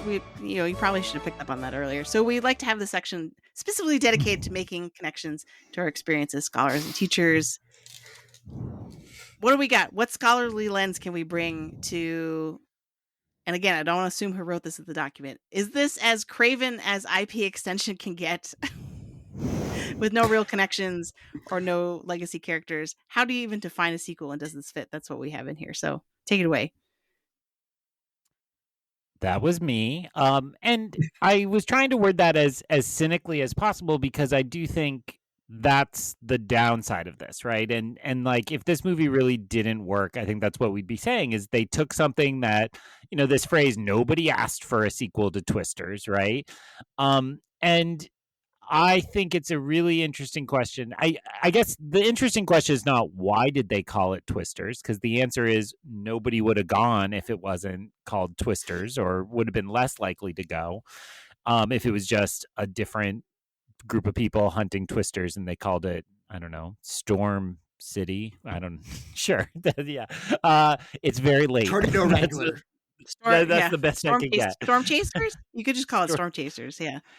And so to me, it becomes an interesting question, because this goes back to our box office conversation. We are just going to be living in sequels forever, because at the moment, that's the only thing that seems worthy of the kind of investment a big blockbuster movie takes in this day and age.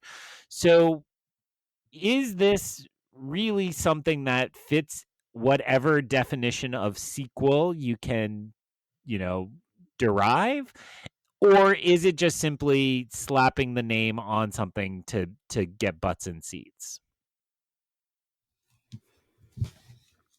I mean, I do think in this particular case, there does while there's no story connection or no continuity to Twister in terms of the characters and the plot and stuff, I do think there is a clear attempt to recapture what people loved about the original Twister. In the sense of, like, I can definitely see, like you said it earlier, Katie O'Brien could be the Seymour. There's actually a bunch of candidates for the Seymour Hoffman in their crew. Philip Seymour Hoffman character. But, like, you can kind of parallel the different types of characters, right? Kate is sort of a cross between Bill Paxton's character and the Helen Hunt character, because she has the sort of, like, I'm obsessed with tornadoes, and I'm gonna, I have this gift for tracking them or whatever, and I'm informed by my interest in it is partially informed by this tragedy surrounding the tornadoes, right? So that, there's that, but then she also has the sort of, like, I'm trying to get out of the game.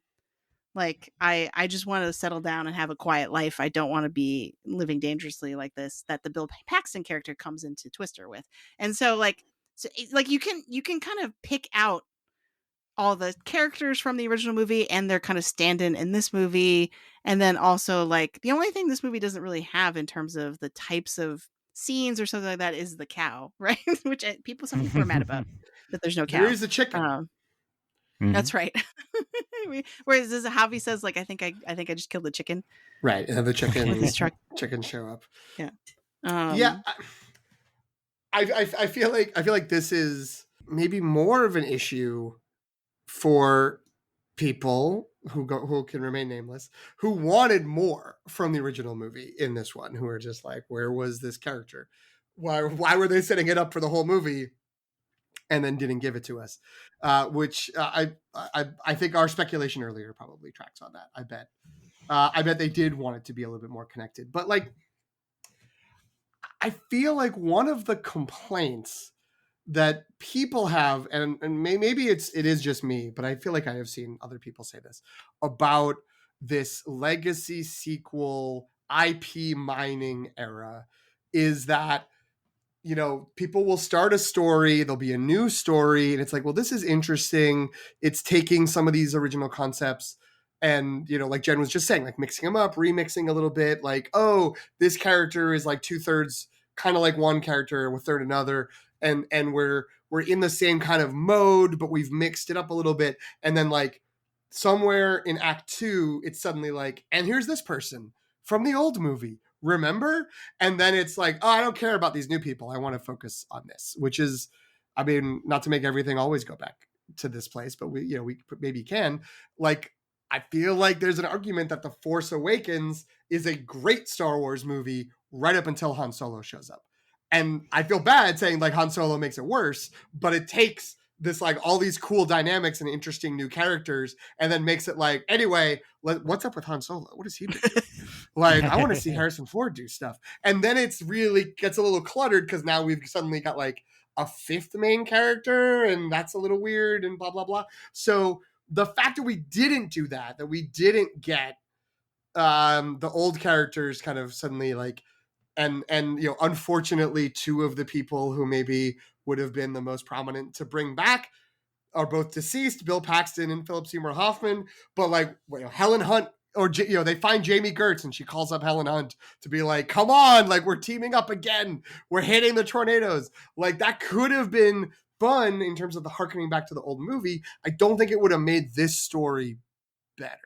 Now again, like, I'm saying that, like, maybe unfairly, because there was a place for Helen Hunt in this movie, and it's in the mom role, who has like 10 minutes, and like, she could have done great with that. But it does seem like she would have had to have been engaging more. It couldn't have just been, you were always so smart and you were always working so hard to try to solve this. But like, it would have been, you were carrying on a family legacy, and you were like carrying what I was doing, and I have to be a part of this, or I have to be intentionally not a part of this.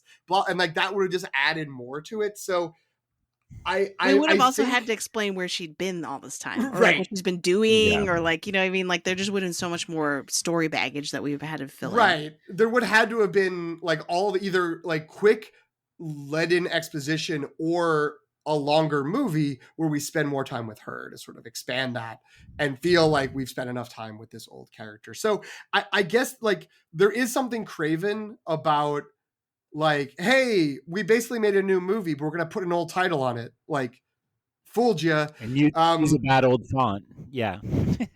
Right. We're going to use the font, which again, like, didn't seem like it was a positive when all the trailers were shown and people were like laughing and rolling their eyes and sighing at the like, oh my God, they're making a Twister sequel now.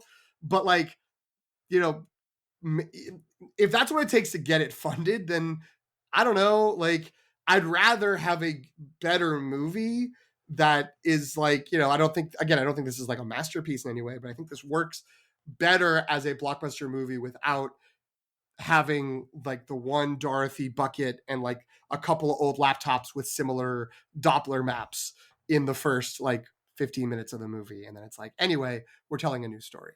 So I think in a way, my answer is yes, this is very craven in its own way, but I also would rather they do this than have saddled this with like plot points that weren't going to make the movie better. I think it's very interesting. And, what comes to mind, I was trying to think, well, what else does this? And my mind kept going to horror franchises, right? And so one of the trailers I've been bombarded with lately is Smile 2, which clearly just takes this weird kind of gimmicky, weird smile and transports it to a totally new set of characters. And there's a way in which that makes sense for this franchise, because what are the Twisters except monsters, right? Like, they are monsters of nature that we have to fight. And it's like the killer survived and came to a new movie and is harassing a new group of people, although that's not a perfect analogy. And then I would also say that I did think Lee Isaac Chung did take a lot of the visual language from the first film. A lot of the helicopters zipping over a hill as a rock song, well, in this case, a country song plays, and you see the little vehicles kind of going down a road. Like, that all matched in a way that I think makes sense to still call this a sequel, even if it's not traditionally kind of a character continues on. And I think everything PT just said is right. Like, even my desire for Helen Hunt just in that exact size role would have been distracting. And tell it to you like it's Indiana Jones again. There was a lot of talk that Sean Connery could come back for the fourth Indiana Jones movie, and they instead put Jim Broadbent in that kind of role. And Steven Spielberg was like, if it's Sean Connery, the movie should not leave Sean Connery. Like, you'd want to stay there, but instead it's Jim Broadbent, who we don't know and, is perfectly fine, but we can just move on with our adventure. And so I definitely agree that could have happened here. I think if I'm trying to define sequels, it's like there has to be a shared universe. And I guess we can say that they have that, right? Like, this is a universe where the initial research happened, and we know because we see Dorothy. Anthony Ramos, Javi, names all of his science after different Wizard of Oz characters because of that.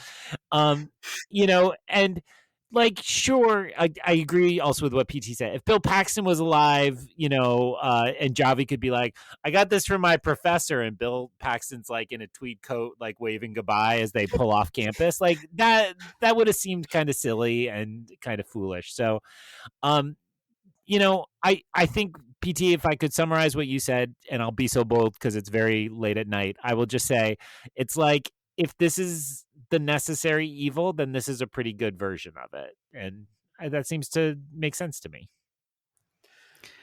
I agree. I will just also add that it's not like sequels and remakes haven't been dominating the box office for at least the last 20 years. And, if you think about remakes as like going back to older movies and just sort of telling that story again, or taking a play that was successful, like that's basically throughout the history of cinema. There's frequently movies that are just like, yeah, this is just this story again, like we hadn't figured it out yet. And it feels a little different now, just because the old stories stay around so long. Like we had cable, and then we have streaming, so we could watch Twister whenever we want. So we kind of feel like Twister never left. But I don't know. I always think about like the Maltese Falcon with Humphrey Bogart was the third time they made the Maltese Falcon in a decade, because they like kept making it and it didn't quite work. And then they made it and we're like, okay, this version's pretty good. And so, it's not like we're not doomed to necessarily having bad movies because of like the IP component of it. It's more that like, what kind of stories are people allowed to tell? And so, yeah, I think that if there's a little more freedom, and again, I don't think this was like wildly successful, but I think all the good things that you both were saying, and maybe especially Jen, about how Lee Isaac Chung massaged this into being a little bit more of a personal story, or having a little more nuance to it. I that's great. Like, I think I would rather that than the top three people from the Twister team who can make it, like showing up and becoming the third team for the final act heading into that movie theater. You should describe the plot of Trolls Band Together. No. Outstanding. It's not wrong. Thank you, Greg. I was like, Greg can back me up. He's probably had to see that movie. So, because we are talking about this in the rhetorical situation, and so often we do this without really like explaining why, because to us it makes just so much more sense that this is like added context that kind of changes our interpretation of it and stuff. But for me, this is a frequent topic that comes up, but genre, right, is when I teach genre to students, it is as there are certain conventions that make something recognizable, but that doesn't mean that you can't subvert some of those expectations within reason, right? You still have to have enough of the conventions so that people recognize what you're doing as a part of the genre, but then you have a little bit of room on the edges to kind of like push back. And so I think in this case, if we're thinking about genre in terms of that paradigm, then I feel like this is either not a sequel, if we're defining sequel as the story continues and we have to reference the previous story. Because I think some people would define sequel that way, that like, it's not just they're in the same world and one story takes place after the other, right? It's not chronology doesn't define sequel, it's continuation, right? And so I feel like the fact that we only get Dorothy and there's no reference to where Dorothy came from, or there's no discussion of where Dorothy came from, or like I was kind of half expecting this to be like, oh, there are more Twisters because something has happened since the last movie, or like, remember what the problem was in the first movie, now it's slightly changed because this other thing, right? Or you know what I mean? But there's just zero attempt to do any of that. And so either we need to just redefine sequel to be like, oh, it's just like what Greg was saying, it's just part of the same universe. But I feel like probably what's more accurate is either this is kind of like really pushing the boundaries of what a sequel is but still having all those touchstones that make it undeniable that this is a pairing with Twister. You know what I mean? Like, because like I don't think I would want them to change the name of this. That would seem kind of fraudulent.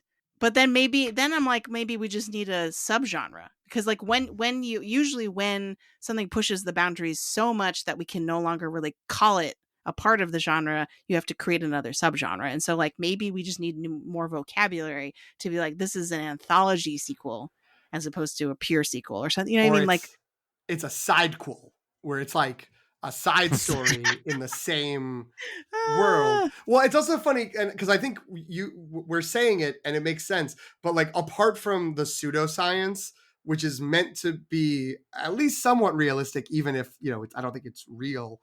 Like, this is not like a created world. Like, it's just our world in the Midwest where there are a lot of tornadoes.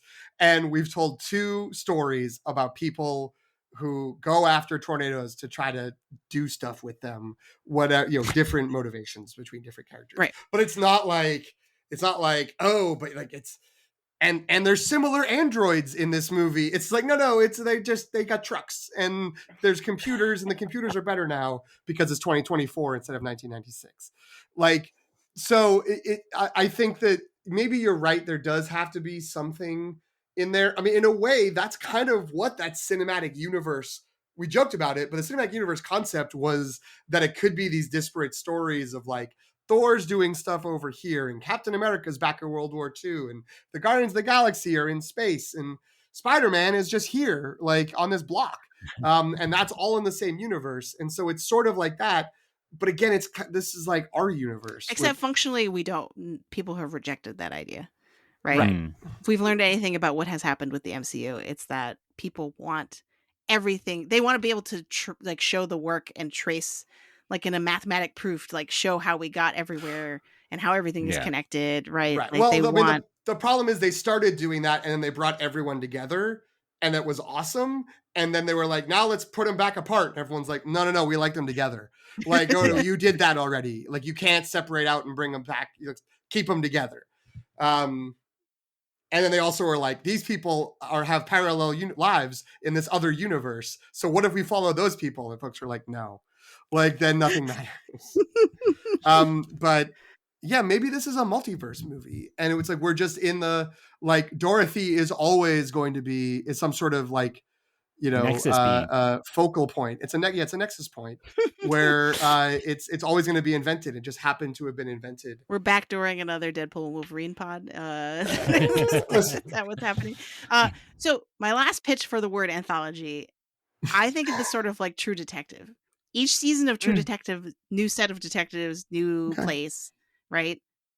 Fargo, I think, is also similar. Yes. Right? Each season is a different, like, there's a bunch of shows that have started to do this now. Sure, Black Mirror. So that's what this feels like to me, right? It's like, we got the brand, we got the vibes, but the characters in the story are totally different. And so, I don't know.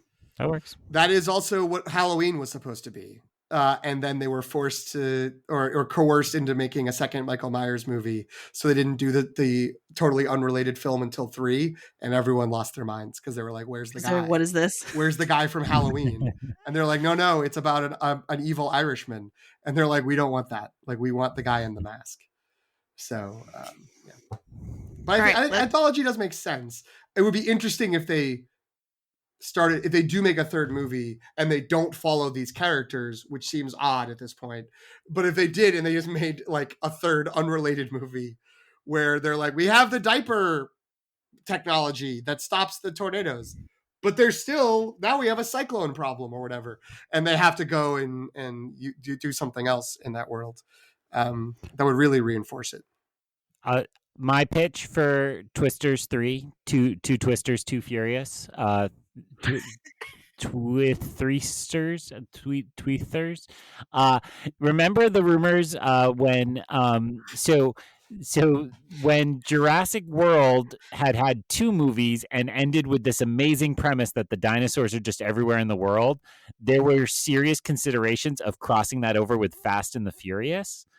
I say yes, and then bring in the Twisters, because that's all the Universal theme park rides all together. Yes. And then it's like, oh, I'm Vin Diesel. I got to steal this for my family. And there's like velociraptors. And then it's like, oh no, a twister. Like, that's an amazing movie. I'm here for all your calls, Universal Studios. My number is open. I feel like that's dangerously close to Sharknado, just with dinosaurs. I will also note that one of the saddest outcomes of when, I don't know if you guys remember the Sony hack, when a bunch of information and emails and stuff, that one of the things that was under discussion but then got quelched because it was leaked in the hack was Jonah Hill really pushing to make the third 21 Jump Street movie be a crossover with Men in Black.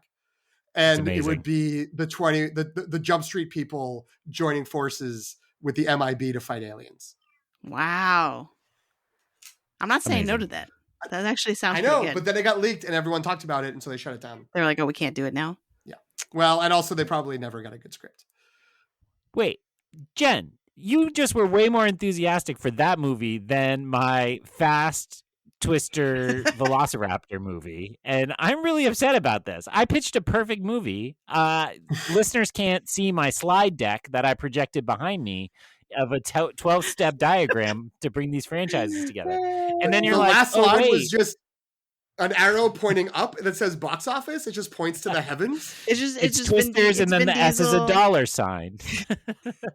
It's just Vin Diesel saying it's all about family, and there's just a bunch of dinosaurs right behind him, and they're all like having a happy picnic. family.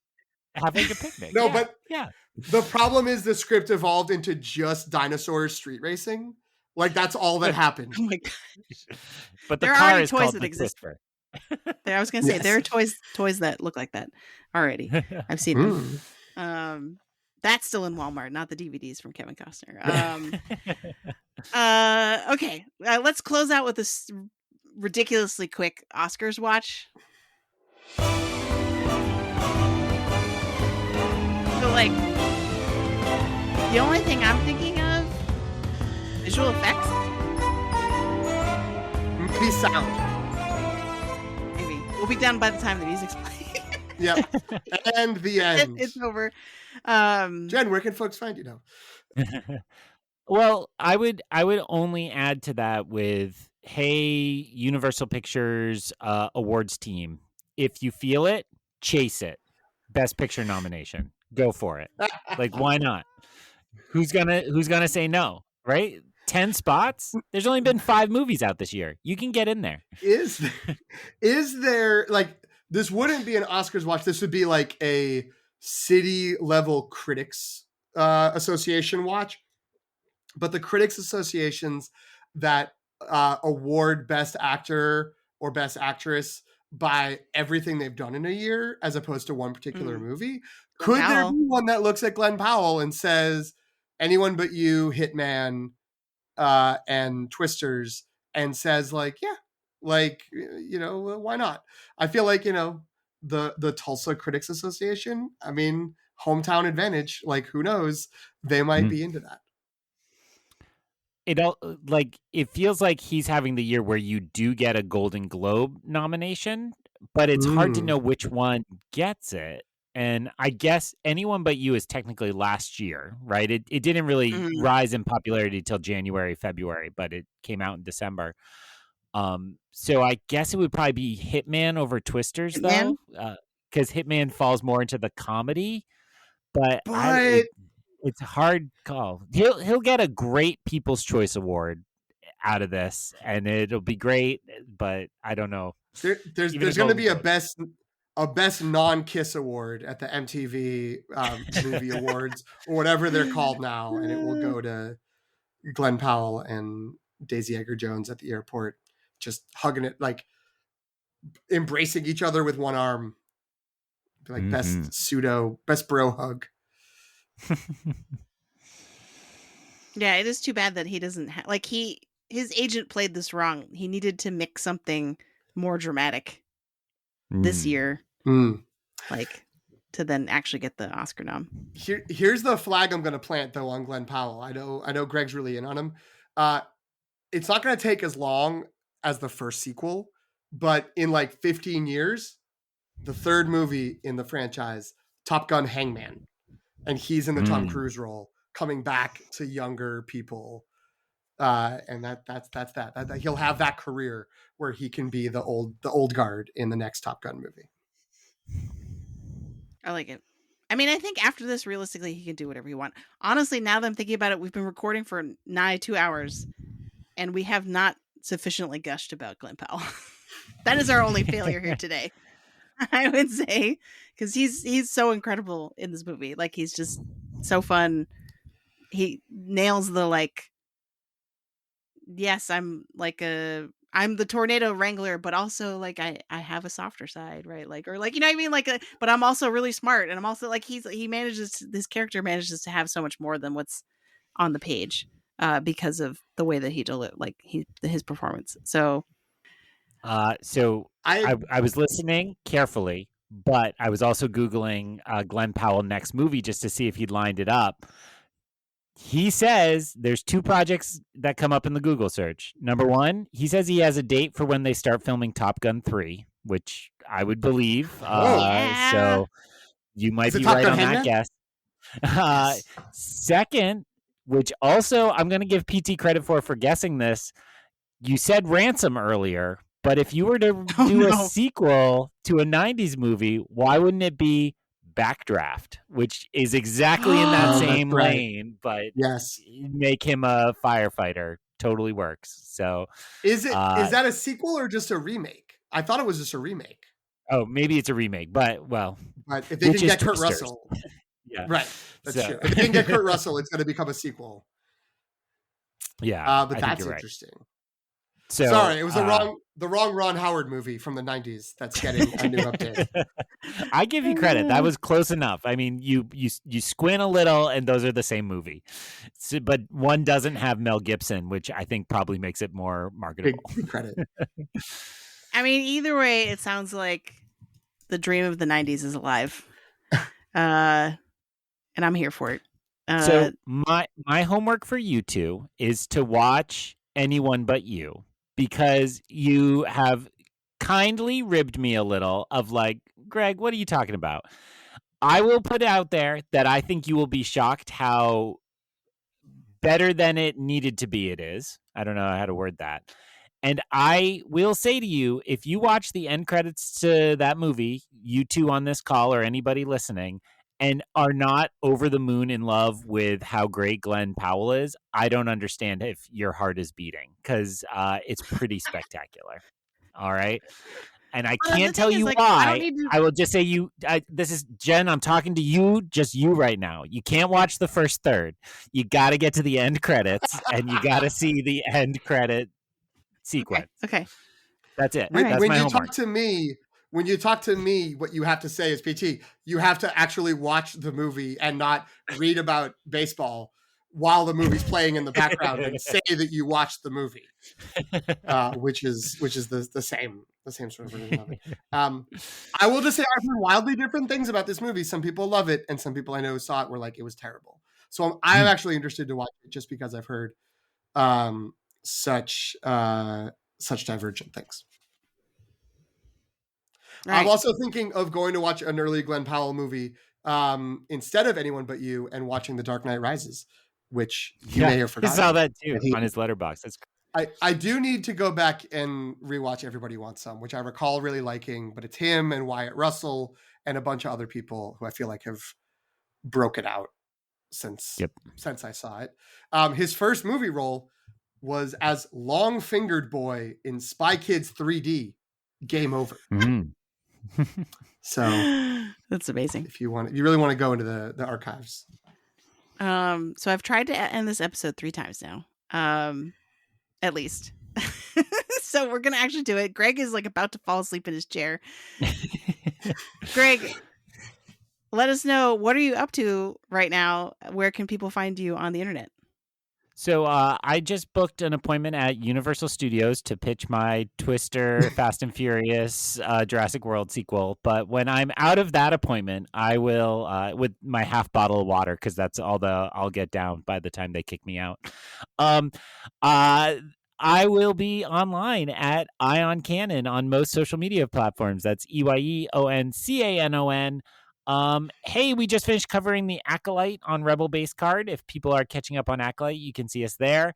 And my Wheel of Time podcast in August, we're called Through the Glass Columns. We're covering the second season of the television show. So if you were like, hey, Greg says things that are funny, I want to follow him to somewhere else, but I don't want to read, you can listen to those episodes. They should be out every Friday in August, 4 episodes that cover 2 episodes of the television show each. Love it. PT, remind everyone where they can find the show. They can find the show wherever they listen to podcasts, wherever they're listening right now.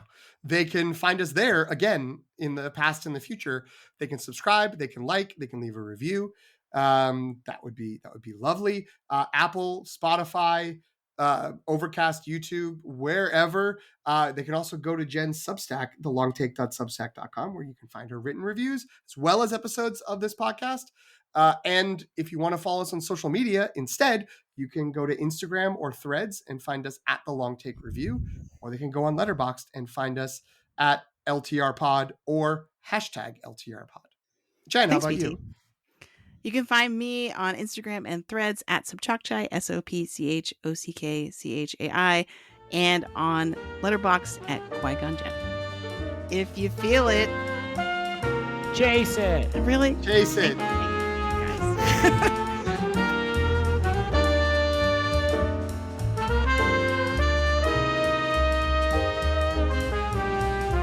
Thanks for listening. You can follow The Long Take Review on Substack at thelongtake.substack.com. Subscribe for free to receive new podcast episodes as well as written reviews of films with Oscar buzz and new films and series from pop franchises like Star Wars and Marvel.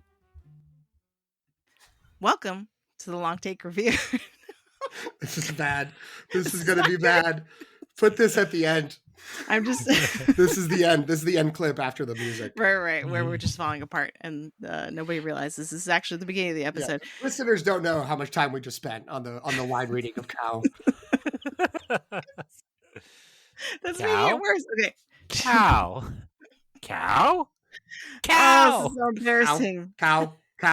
It's the last time I ask you two about anything. Row Okay. ads. Go ahead. Rural. My buddy says rural. What is happening right now? Okay.